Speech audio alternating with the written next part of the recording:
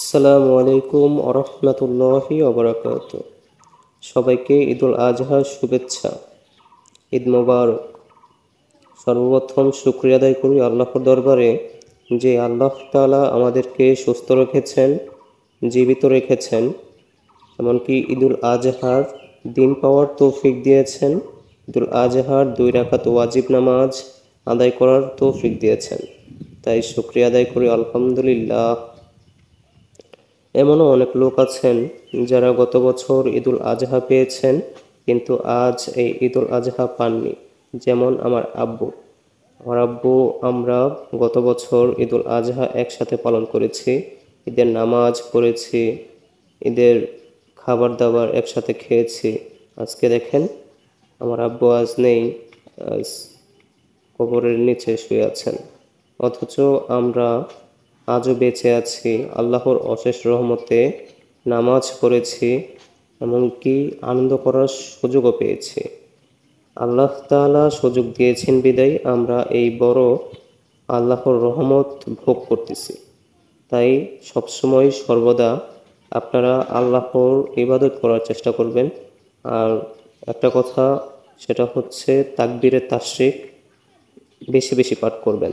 যেমন আল্লাহু আকবার, আল্লাহু আকবার, লা ইলাহা ইল্লাল্লাহু, আল্লাহু আকবার, আল্লাহু আকবার, ওয়ালিল্লাহিল হামদ। এই তাকবীরে তাশরিক বেশি বেশি পাঠ করবেন। ইনশাআল্লাহ আমরা তাকবীরে তাশরিক বেশি বেশি পাঠ করব। আর ইনশাআল্লাহ আমরা প্রতিদিন 5 ওয়াক্ত নামাজ আদায় করার চেষ্টা করব। আর একটা কথা, সেটা হচ্ছে বাবা মার সাথে, মুরব্বীদের সাথে আমরা সর্বদা সবসময় ভালো ব্যবহার করব, যাতে করে এই যে যেমন আজকে আমরা আছি একসাথে একত্রিত, একটা সময় আমাদের একসাথে থাকা মানুষগুলো চলে যেতে হবে। ঠিক আছে, আজকে আমি আছি, কালকে আরেকজন চলে যাবে। আজকে আমার মা আছে, কালকে আমি থাকবো না, তারপরে আমার মা থাকবে না, তারপরে আরো অনেক আত্মীয় স্বজন একে একে চলে যেতে হবে। পৃথিবী আসলে থাকার জায়গা না। তাই সর্বদা সবার সাথে মিলেমিশে থাকার চেষ্টা করবো ইনশাআল্লাহ। আর আজকে ঈদের দিন আনন্দ করা সুন্নত। আনন্দ উল্লাস অবশ্যই করবে। বছরে আমরা 2টো ঈদ পাই। আর কোরবানি, এটা হচ্ছে কোরবানির ঈদ। আমাদের আল্লাহর রাস্তায় কোরবানি দিয়ে আমরা আনন্দিত হব ইনশাআল্লাহ। আর কোরবানিটা আমরা সহিহ শুদ্ধভাবে নিয়ম কারণ জেনে কোরবানি করবো ইনশাআল্লাহ।